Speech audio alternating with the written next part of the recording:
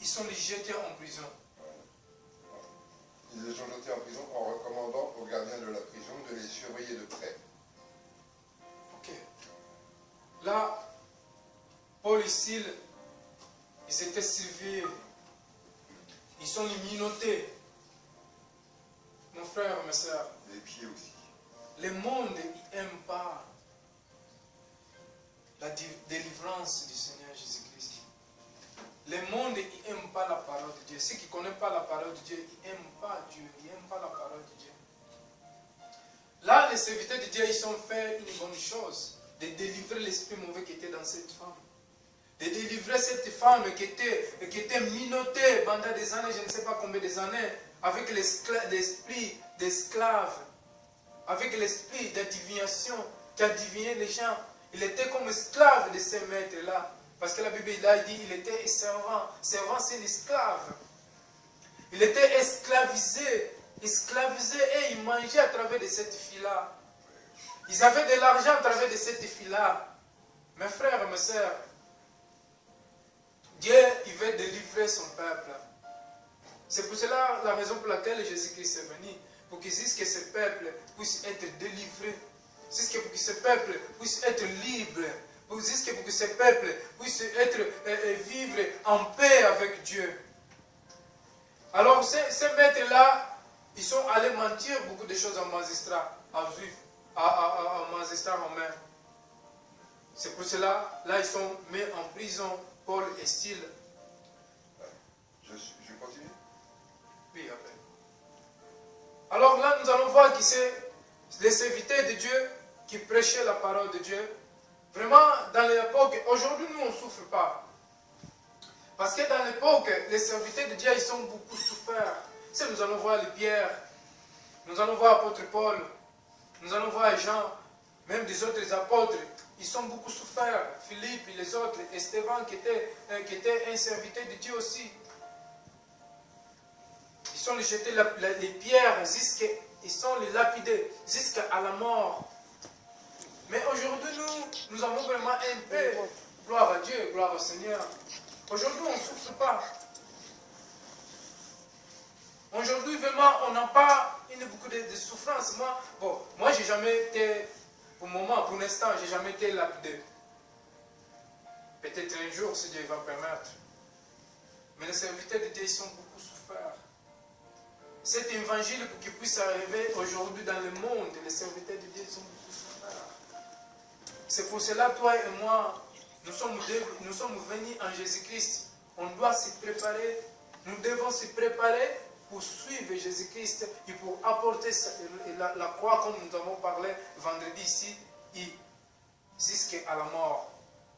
Parce que quand on vient en Jésus-Christ, il y a beaucoup de gens qui pensent que nous avons beaucoup de paix. Mais parfois, la souffrance, il est là aussi. Parce que suivre Jésus-Christ, ce n'est pas qu'avoir la joie, avoir la paix, mais la souffrance aussi, suivre Jésus-Christ. Parce que si vous allez le voir dans la Bible, les apôtres ils ont beaucoup souffert. Jésus a beaucoup souffert. Les apôtres ils ont beaucoup souffert aussi. Amen. Vous pouvez continuer dans 19. Oui. Le 19? Oui. Vous pouvez les lire. Bon.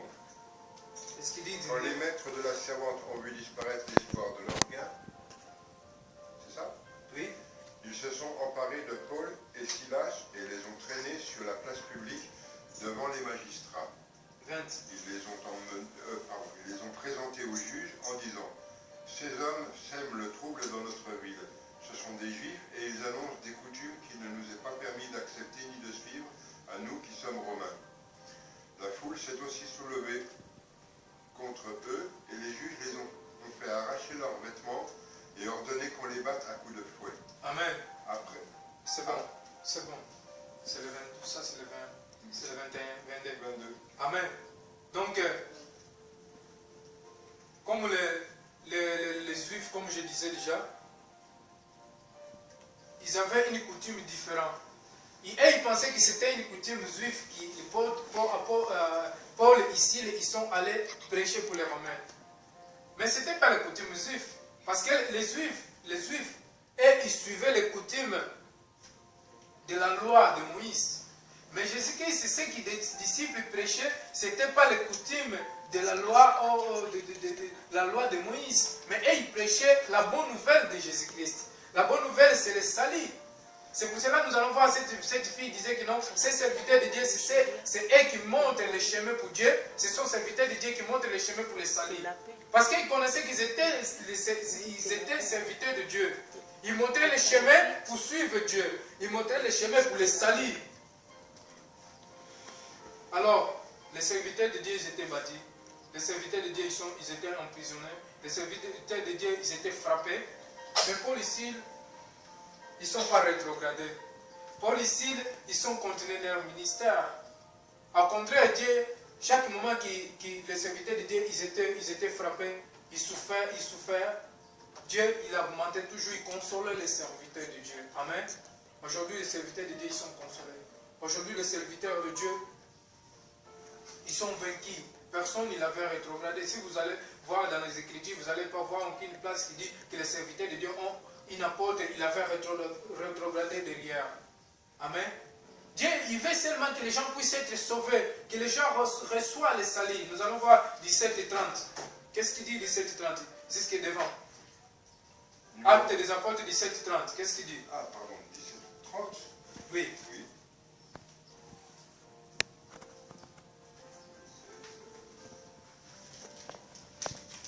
Ils les ont fait sortir, a dit le Seigneur. 17 et 30. Oui. Il les a fait sortir et a dit, Seigneur, que faut-il que je fasse pour être sauvé? C'est ça? Oui. On en était resté à 24, je crois. Oh, Dieu ne tient plus compte du temps où les humains étaient ignorants. Mais il est appelé maintenant tous et tous liés à changer de comportement. À changer de comportement. Dieu, il veut seulement appeler tous les gens. Je ne trouve pas ce que tu dis. Il veut seulement que les gens viennent à lui pour que les gens puissent trouver le salut en Jésus-Christ. Acte des apôtres 17-30. La volonté de Dieu pour que les gens puissent rencontrer le salut en Jésus-Christ. La volonté de Dieu pour que les gens puissent être libres en Jésus-Christ. La volonté de Dieu pour que les gens puissent être libérés. C'est pour cela qu'il faut prêcher l'évangile. Il faut inviter les autres. Il faut inviter votre voisin. Il faut les inviter à venir au Seigneur Jésus-Christ. Il faut leur montrer que Jésus-Christ il sauve. Jésus-Christ il libère. Jésus-Christ il donne la paix. Jésus-Christ il guérit. C'est ça, c'est pour cela que Jésus-Christ est venu. C'est ça la bonne nouvelle de Jésus-Christ. La bonne nouvelle de Jésus-Christ, ce n'est pas pour les deux, ou trois, ou une famille. La bonne nouvelle, c'est pour toutes les nations. La bonne nouvelle, c'est pour tout le monde. Ici, les Romains, ils pensaient que non, les Juifs, ils ont venu avec une autre doctrine que les Juifs. Mais c'était la doctrine de Jésus-Christ. Ce n'était pas la doctrine des Juifs. Ce n'était pas la loi de Moïse. Mais c'était la bonne nouvelle du salut en Jésus-Christ. Cette femme, cette fille, elle était libérée. Grâce à Dieu. Il était libéré d'esclaves du péché. Il était libéré, il est venu libre en Jésus-Christ. Paul, il a libéré, il a chassé l'esprit mauvais qui était en lui à travers de Jésus-Christ. Parce que Jésus, c'est lui qui chasse l'esprit mauvais. Jésus-Christ, c'est lui qui libère son peuple. Jésus-Christ, c'est lui qui nous délivre. Jésus-Christ, c'est lui qui nous rachète dans le monde du péché. Jésus-Christ l'a fait. Aujourd'hui, toi et moi, nous devons aller apporter le nom de Jésus-Christ. Aujourd'hui, toi et moi, nous devons aller annoncer nos amis, nos frères, nos sœurs, nos voisins, avec l'amour. L'amour est tout pour un homme. Un homme, c'est amour et c'est comme une style. Là, une personne sans amour est comme un...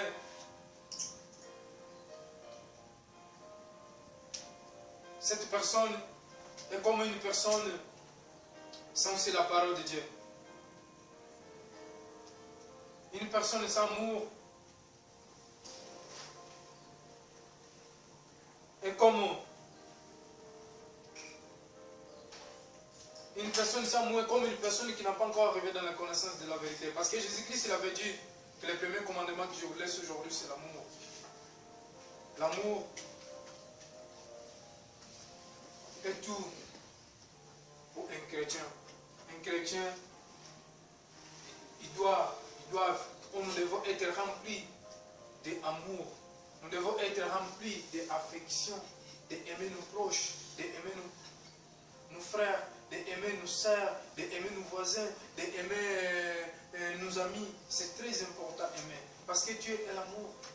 Si on n'aime pas, alors on ne peut pas demeurer en Dieu. Et Dieu ne peut pas demeurer en nous. Parce que Dieu il nous appelait à travers de son grand amour.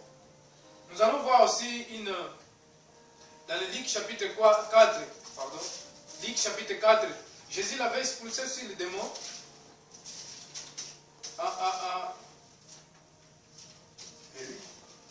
Luc chapitre 4, Jésus l'avait expulsé sur le démon à un homme.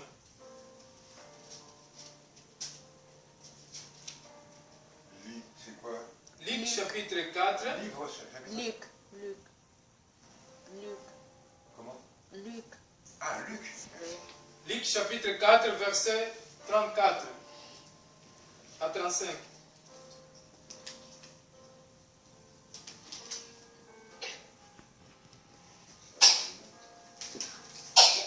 Luc. Oui, oui, je sais. Luc chapitre 4, verset 34.